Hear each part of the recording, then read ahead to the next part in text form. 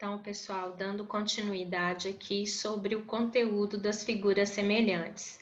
No slide anterior, nós vimos segmentos proporcionais e vimos lá a proporção áurea.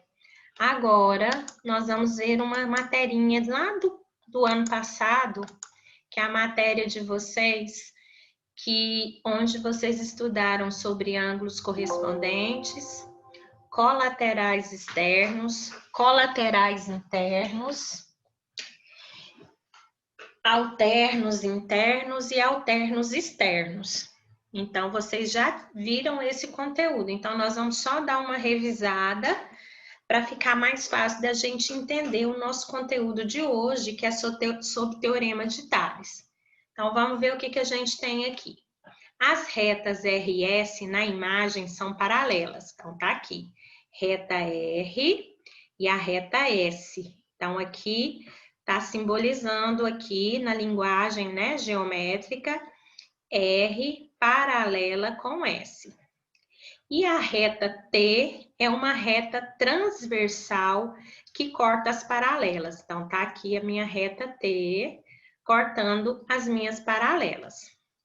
Essas retas determinam pares de ângulos congruentes. O que quer dizer congruentes? A mesma medida. Então, aqui, quando a reta T cortou a reta R, nós temos aqui 4 ângulos que têm o mesmo vértice. Então, todos eles começam nesse vértice aqui, onde as duas retas se encontram. A mesma coisa acontece aqui com a reta S, aonde ela se encontra aqui com a reta T, que é aqui o ponto de encontro das duas, formam esses outros 4 ângulos. Então, nós temos aqui, ó, os ângulos que são da mesma cor, gente, quer dizer que eles são ângulos correspondentes, eles são ângulos que têm a mesma medida. Então, o ângulo A, o ângulo C, o ângulo E e o ângulo G, eles são iguais, possuem a mesma medida. O ângulo D, o B, o F e o H também são ângulos que têm a mesma medida. Então, se o ângulo A aqui medir 50, o C mede 50, o E mede 50, o G mede 50. Se o B medir 130, o D mede 130, o F mede 130 e o H também mede 130. Então, isso que quer dizer ângulos congruentes. Eles têm a mesma medida. Então, aqui nós temos duas retas paralelas. Então, vamos entender primeiro, né, relembrar o que são ângulos correspondentes. Se eu pegar essa reta S aqui, ó, e subir ela, e colocar ela exatamente em cima da reta S, o que vai acontecer? O E vai sobrepor, né, vai ficar em cima do A, o F vai sobrepor o B, o G vai sobrepor o C e o H vai sobrepor o D. Então, significa que esses ângulos aqui e esses aqui que sobrepõem um em cima do outro, eles têm a mesma medida. Por isso que eles são chamados de ângulos congruentes. Ó. O A com o E, o C com o G, o B com o F e o D com o H. Então, eles são ângulos correspondentes, eles têm a mesma medida. Depois, nós vamos relembrar o que são os ângulos colaterais internos e externos. Então, só para relembrar, gente, os ângulos que estão entre as retas R e S, que são os ângulos C e D, F e E, eles são chamados de ângulos internos, que eles estão entre as paralelas. Já o ângulo A e B, G e H, eles estão depois das paralelas, então eles vão ser os ângulos externos. Bom, então vamos ver o que são ângulos colaterais internos. Então ele colocou aqui, ó, o C e o F. Então olha só, o C tá aqui entre as paralelas e o F também. Tá vendo que eles estão do mesmo lado da transversal? Então, quando eles estão do mesmo lado da transversal, eles são ângulos colaterais. Como eles estão entre as retas R e S, eles são colaterais internos. Do lado de cá, eu tenho o ângulo D e o ângulo E. Como eles estão entre as paralelas e estão do mesmo lado da transversal, eles também são ângulos colaterais internos. Agora vamos ver os externos. O A e o H. Ó, o A está após a reta R e o A está após a reta R e o H está depois da reta S. Então, eles são externos. Olha a nossa transversal aqui, ó. Os dois estão do mesmo lado da transversal. Então, eles são colaterais externos. A mesma coisa vai acontecer com o B e o G. Eles também estão do mesmo lado da transversal e eles são externos, então colaterais externos. E aqui embaixo estão dizendo que eles são suplementares. O que são ângulos suplementares? A soma deles tem que ser igual a 180 graus. Então, vamos ver se isso aqui é verdade mesmo, ó. Vamos ver o C e o F. Se você pegar e sobrepor aqui, o F vai vir ficar aqui em cima do B, ó. Então, isso aqui forma uma meia-lua. Então, meia-lua é a metade de um ângulo inteiro. Então, meia-lua é 180 graus. Por isso que eles são suplementares. A mesma coisa aqui, ó, o D e o E. Se essa reta subir para cá, o E vai ficar aqui, ó. Aí você vai ter que novamente uma meia volta. Essa meia volta vale 180. Então, o ângulo A e o ângulo E, ou o ângulo E e o ângulo D, vão ser suplementares. Vão formar 180 graus. A mesma coisa aqui, ó, o A e o H. Se você colocar aqui, o H vai vir para cá, ó. Então, A e H, 180. O B e o G, 180. Por isso que eles são suplementares.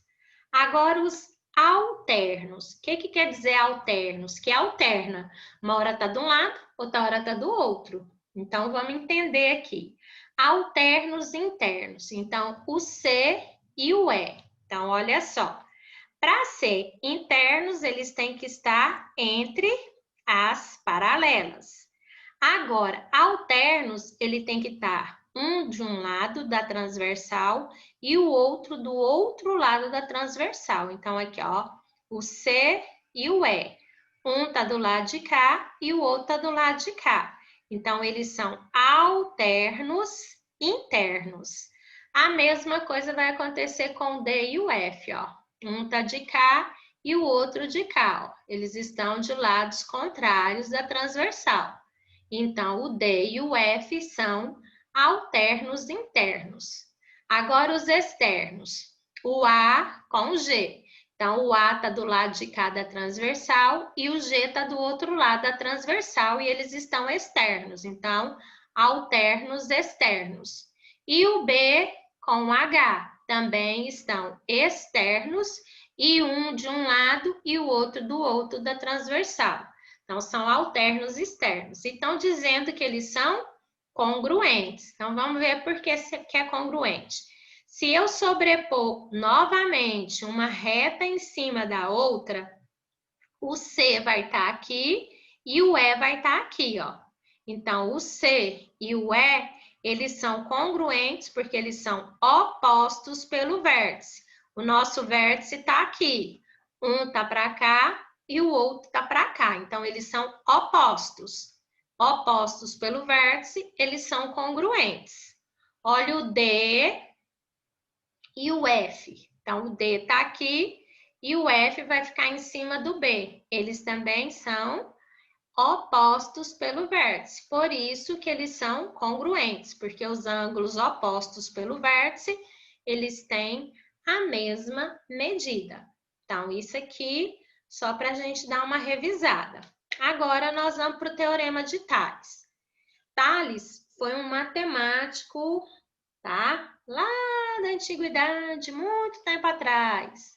Então, ele desenvolveu esse teorema aqui. Então, vamos ver o que o teorema de Tales nos fala. Um feixe de retas paralelas determina sobre as retas transversais segmentos correspondentes proporcionais. Então, vamos entender primeiro o que é um feixe. Feixe vai ser um conjunto de retas paralelas. Para eu ter um feixe, olha só, eu tenho aqui a reta T, a reta U e a reta V. Eu tenho 3 retas transversais, ou paralelas. Então, essas 3 retas paralelas aqui, elas são chamadas de feixes de retas paralelas. Então, para que eu tenha um feixe, eu preciso ter de 3 ou mais retas paralelas. Por que 2 não vai ser um feixe? Porque aqui eu tenho um par. Então, acima de 3 em diante, nós temos um feixe de paralelas. Então, o teorema de Tales, ele tem que estar em cima desse feixe. Então, eu tenho que ter mais de 3 a mais retas paralelas. E eu vou ter 2 retas transversais. E vai me formar segmentos proporcionais. Então, a gente estudou proporção antes para ficar mais fácil a gente chegar aqui no teorema de Tales, ó. Então, vamos ver aqui essa reta transversal aqui. Quando essa reta transversal passa aqui por cima das paralelas, eles vão formando segmentos, ó. Eu tenho aqui o segmento AB e aqui eu tenho o segmento BC. A mesma coisa vai acontecer aqui com a minha transversal S, ó. Vai formar o segmento DE e depois o segmento EF. Então, esses segmentos aqui entre si, eles formam uma proporção. Então, olha só, AB está para BC, então tá aqui, AB está para BC, assim como DE está para EF. Então, aqui nós temos uma proporção, igualdade entre 2 razões. Então, a gente sabe que na regrinha das proporções, quando a gente multiplica cruzado, a gente tem uma proporção. Então, é isso que fala o nosso teorema de Tales. Então, vamos ver o teorema de Tales aqui num exemplo. Eu tenho aqui R, S e T, então tá aqui, são as nossas retas paralelas. E aqui eu tenho uma transversal e de cá eu tenho outra transversal. Quem são os segmentos que aparecem aqui? Então, aqui eu tenho o segmento X e o segmento 6. Aqui eu tenho o segmento 4 e o segmento 8. Então, vamos montar a proporção. Então, gente, vocês podem começar por qualquer transversal que você quiser. Eu vou começar por essa aqui, porque aqui está a nossa incógnita, mas não tem que ser por ela não, tá? Então, eu tenho aqui o segmento X vai estar para o segmento 6. Então, X está para 6. Assim como o segmento 4 está para o segmento 8. Então, X está para 6, assim como 4 está para 8. Ou, ao invés de você vir descendo a sua transversal, você pode vir andando entre as paralelas, ó. Você também pode pegar aqui, ó. X está para 4, assim como 6 está para 8. X está para 4, assim como 6 está para 8. Então, resolvendo aqui as proporções, vocês viram que o resultado são os mesmos. Antes de eu resolver aqui, eu quero só chamar a atenção de vocês numa coisa. Vocês estão vendo que eu comecei aqui e depois eu vim para cá. Então, toma cuidado na hora que você for montar as suas proporções, você tem que seguir a mesma ordem que você começou. Se eu comecei de cima para baixo, a outra transversal eu também tenho que começar de cima para baixo. Eu poderia começar de baixo para cima? Sim. Você pode falar 6 está para X, assim como 8 está para 4. Não tem problema nenhum. Tá? Você vai conseguir chegar no mesmo resultado. O que não pode ocorrer aqui? Você começar essa de baixo para cima e depois vir essa aqui de cima para baixo. aí a sua proporção vai ficar errada. Então, o mesmo sentido que você começou uma, você tem que começar a outra. Então, olha só, se você vir aqui, ó, x está para 4 ou 4 está para x, a hora que você vier para cá, 6 está para 8 ou 8 está para 6. Então, tem que seguir o mesmo sentido, não pode ser sentido contrário.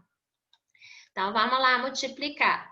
X vezes 8, 8x, igual 6 vezes 4, 24. 24 dividido por 8, 3. X vezes 8, 8x. 4 vezes 6, 24. 24 dividido por 8, 3. Então, tanto faz você montar de cima para baixo, de baixo para cima, esquerda para direita, direita para esquerda, gente, o resultado vai ser sempre o mesmo. Por quê? Porque eles são proporcionais entre si, tá? Agora, olha aqui esse outro exemplo. Nesse outro exemplo, as minhas paralelas é A, B e C. E as minhas transversais, olha só o que está acontecendo. Elas estão cruzando aqui bem no centro. Diferente daqui, ó, que as transversais não estão se encontrando aqui, aonde as paralelas estão aparecendo. Se você prolongar, lá em cima elas vão se encontrar. Aqui elas já estão se encontrando entre as paralelas. Quando acontecer isso, as suas transversais se encontrar entre as paralelas, você só pode montar a sua proporção seguindo a sua transversal, ó. Então, essa transversal aqui tem o segmento 8 e o segmento x mais 1. Essa outra transversal formou o segmento 12 e o segmento x menos 6. Então, aqui nesse caso, você não pode pegar aqui, ó, 8 está para 12 e x menos 6 está para x mais 1. Por quê? Por causa desse encontro aqui, ó. Aí você vai estar pegando uma proporção de uma transversal aqui com o segmento da outra transversal. Aí eles não vão formar uma proporção. Então, aqui você tem que vir pela transversal. Não pode vir pelas paralelas, tá? Então, eu tenho que 8 está para x mais 1, assim como 12 está para 2x menos 6. Então, vamos multiplicar. 8 vezes 2x, 16x. Mais com menos, menos. 8 vezes 6, 48. Igual 1 vezes 12, 12x. Ou x vezes 12, 12x. Mais 1 vezes 12, mais 12. 16 menos 12 é igual a 12 mais 48. 16 menos 12, 4x igual 12 mais 48, 60. 60 dividido por 4 é 15. Então, o x vale 15. Então, tá aí a nossa explicação sobre o Teorema de Tales.